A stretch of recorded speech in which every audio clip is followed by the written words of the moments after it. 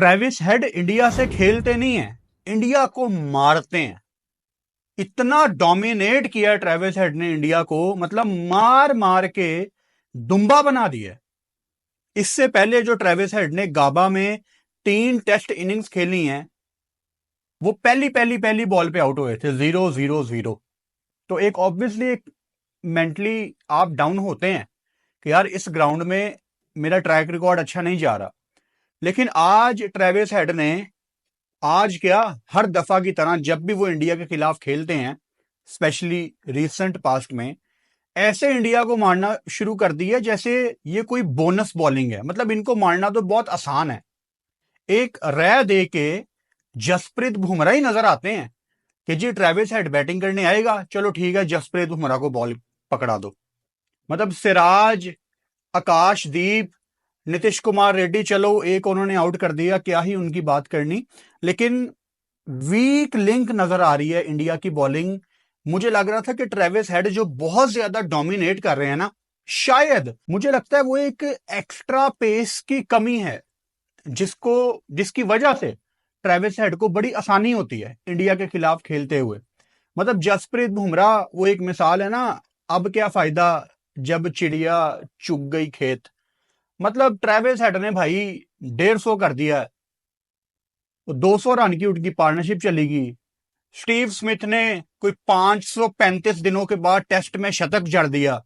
उसके बाद जसप्रीत बुमराह 5 आउट कर रहे हैं। तो ऑनेस्टली बताऊं, मैं तो ऐसी 5 विकेटों को सेलिब्रेट नहीं करता और आपको भी नहीं करना चाहिए, क्योंकि ये जो 5 विकेटें होती हैं ना, न्यू बॉल आने के बाद जब डैमेज, देखो हम ये तो नहीं कह सकते कि इंडिया इस टेस्ट मैच से बाहर हो गया, हम ये नहीं कह सकते। अभी सिर्फ दूसरे दिन का इख्तिताम हुआ है, 3 दिन का खेल अभी बाकी है, इंडिया ने बैटिंग करनी है।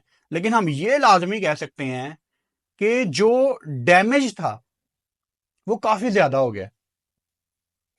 कभी कभी आपको नुकसान इतना ज्यादा हो जाता है कि आपको आने वाले मैच में उसके आसार नजर आते हैं। जैसे याद करो वो 46 पे जब आप आउट हुए थे, उसके बाद आपने कम बैक भी किया टेस्ट मैच में, लेकिन वो डैमेज इतना हो चुका था कि वो रिकवर नहीं हो सकता था।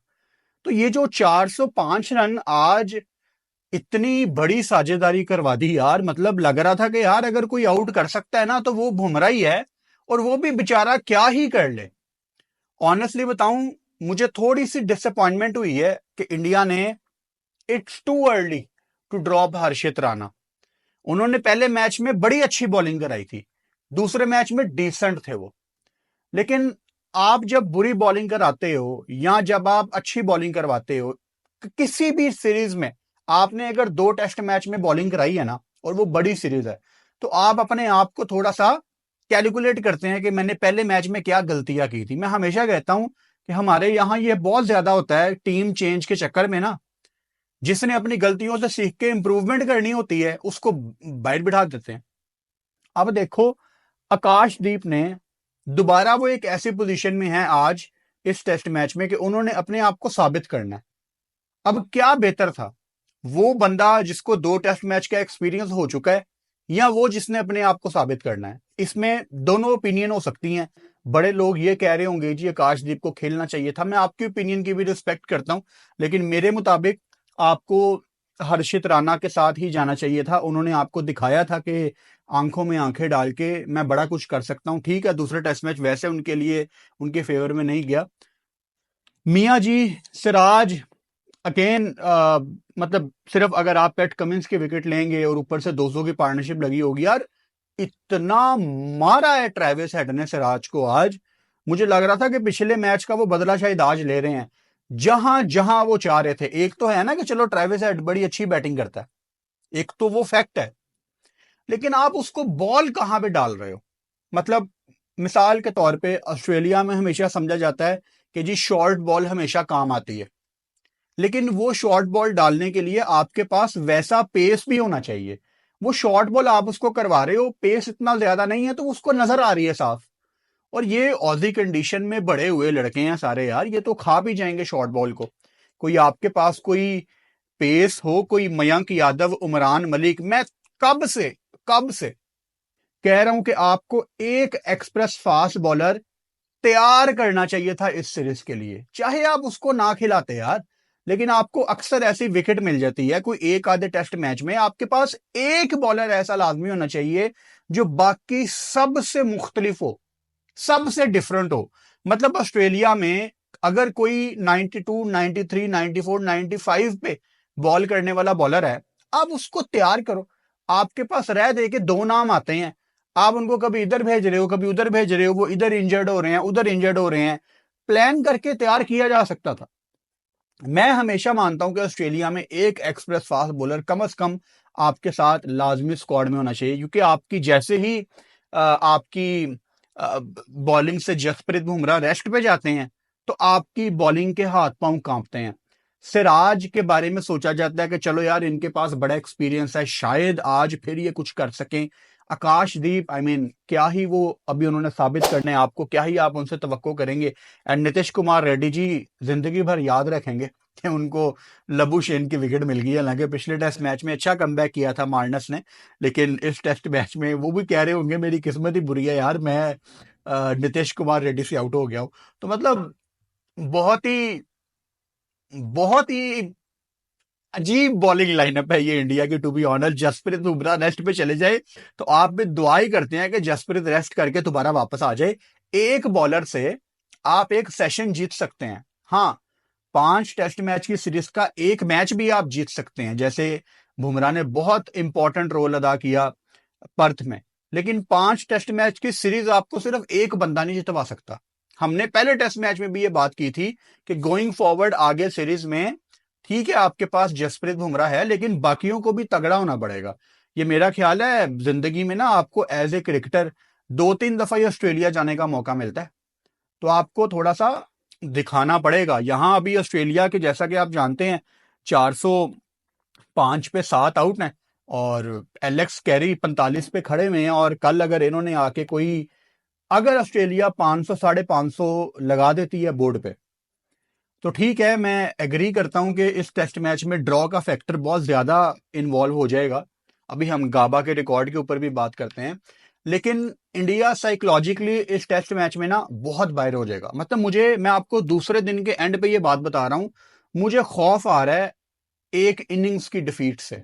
मुझे ये सोच के कुछ हो रहा है, क्योंकि हमारी जो सब कॉन्टिनेंट वाली टीम्स है ना, ये डर जाती हैं बड़ी जल्दी जब 550 बोर्ड पे लगा हो और सीरीज का पिछला मैच आप हारे हो, फिर आप भूल जाते हैं कि आप पर्थ में जीते हुए हैं। मैं एक इनिंग्स की डिफीट से डर रहा हूं और मैं नहीं चाहता ऐसा हो, बिकॉज इतना इंतजार था इस सीरीज का। मैं चाहता हूं कि इंडिया यहां पे मुकाबला करे, ऋषभ पंत यहां पे दोबारा मुकाबला करें। और ऑब्वियसली जब भी आप ब्रिस्बेन का नाम लेते हैं, आप गाबा का नाम लेते हैं, आपके माइंड में यही आता है कि जी लास्ट टाइम हमने गाबा का घमंड तोड़ा था, इसलिए हम यहाँ पे फेवरेट हैं। लेकिन असलियत ये है कि गाबा में ऑस्ट्रेलिया ने बहुत बहुत बहुत डोमिनेट किया इंडिया को। मैं अभी आपको हिस्ट्री बताता हूं गाबा की। लास्ट टाइम जो ऋषभ पंत ने कर दिया एक्सेप्शनल था, जो कभी की बार होता है। लेकिन ओवरऑल अगर हम गाबा का रिकॉर्ड देखें तो इंडिया यहां पे जी जो पहला टेस्ट मैच खेली थी वो 1947 में था, और 1947 में एक इनिंग्स और 226 रन से ऑस्ट्रेलिया जीता था, वन साइडेड ऑब्वियसली। फिर उसके बाद 1968 में अगला टेस्ट मैच इंडिया यहां पे खेली, वो भी ऑस्ट्रेलिया 39 रन से जीता। फिर उसके बाद 1977 में ऑस्ट्रेलिया फिर 16 रन से जीता। फिर उसके बाद 91 में बहुत बुरी हालत थी इंडिया की, यहां पे 10 विकेटों से ऑस्ट्रेलिया जीता। फिर उसके बाद 2003 में एक मैच ड्रॉ हो गया। फिर 2014 में ऑस्ट्रेलिया 4 विकेटों से जीता।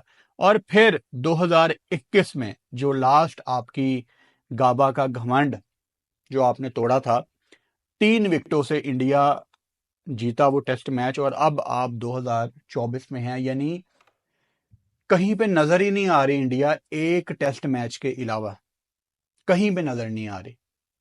गाबा की जो कंडीशन है ना वो बड़ी टफ समझी जाती हैं। ऑस्ट्रेलिया यहाँ पे बहुत कंफर्टेबल फील करता है। मैं मानता हूँ लास्ट टाइम इंडिया यहाँ पे जीता है, लेकिन इतनी आसानी से आपको ऑस्ट्रेलिया इस टेस्ट मैच में आने नहीं देगा। देखो, अगर इंडिया की टीम, मैं नहीं चाहता यहाँ पे कोलैप्स करे, लेकिन अगर इंडिया की टीम यहाँ पे कोलैप्स करती है तो सारे लोग बातें तो करेंगे यार, इंडिया की बैटिंग, इंडिया की बैटिंग, इंडिया की बैटिंग। लेकिन जो उसकी जड़ है, जो उसकी रूट है आपके हारने की, ऑस्ट्रेलिया में स्ट्रगल करने की, वो कहीं ना कहीं आपकी बॉलिंग होती है। क्योंकि आपकी बॉलिंग में बंदा ही एक है जिसपे आप यकीन कर सकते हो कि यार ये कुछ कर देगा, और वो कर देता है, लेकिन वो कितनी देर करता रहे और कितना करे। मतलब I feel for Jasprit Bumrah, I feel for Jasprit Bumrah. अच्छा, इसके अलावा मैंने सोचा आपको गाबा, क्योंकि हमारी पहली वीडियो है गाबा टेस्ट मैच की, आपको थोड़े से ओवरऑल इसके रिकॉर्ड भी रिफ्रेश करा दूं। सो गाबा में आज तक 67 टेस्ट मैच खेले गए हैं। बहुत पुराना ग्राउंड है। जो पहला टेस्ट मैच गाबा ने होस्ट किया था वो 1931 में था। सोचो कितना पुराना ये ग्राउंड है। सो यहाँ पे जी अगर आप पहले बैटिंग करते हैं तो आप 26 टेस्ट मैच जीते हैं, और अगर आप दूसरी बैटिंग करते हैं फिर भी आप 26 टेस्ट मैच जीते हैं। तो this is a good record, यहाँ पे इक्वल अपॉर्चुनिटी है। और यहाँ पे 13 मैच ड्रॉ हुए हैं और एक सिर्फ टाई हुआ है, जिसका मतलब है कि रिजल्ट डेफिनेटली यहाँ पे आता है, क्योंकि बॉल बल्ले पे ऑस्ट्रेलिया पे लाजमी आती है। सो यहाँ पे माइकल क्लार्क ने 250 किया हुआ है। 259 नॉट आउट था साउथ अफ्रीका के अगेंस्ट माइकल क्लार्क 2012 में। फिर उसके बाद यहाँ पे जो बेस्ट बॉलिंग फिगर्स हैं एक इनिंग्स में, वो रिचर्ड हेडली के हैं। 9 आउट किए थे उन्होंने 52 रन देके 1985 में। यहाँ पे अगर आप हाईएस्ट टीम इनिंग्स की बात करें तो ऑस्ट्रेलिया ने यहाँ पे 645 किया हुआ है। कल ना कहीं पे कर जाए, मुश्किल है, लेकिन चलो देखते हैं। 645 ऑस्ट्रेलिया ने यहाँ पे किया था इंग्लैंड के अगेंस्ट वे बैक इन 1946।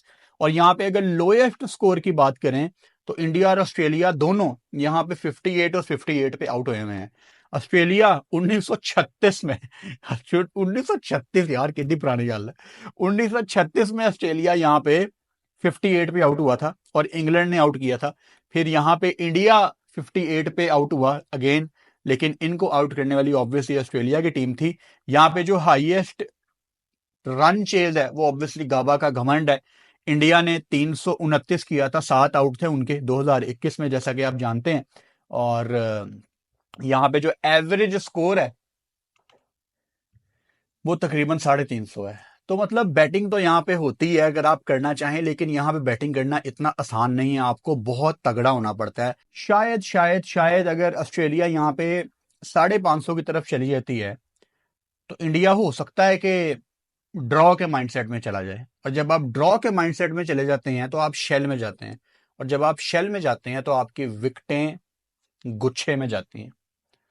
सो मुश्किल होगी, लेकिन डट के मुकाबला करें। आज का दिन क्लियरली ट्रेविस हेड और ऑस्ट्रेलिया के नाम।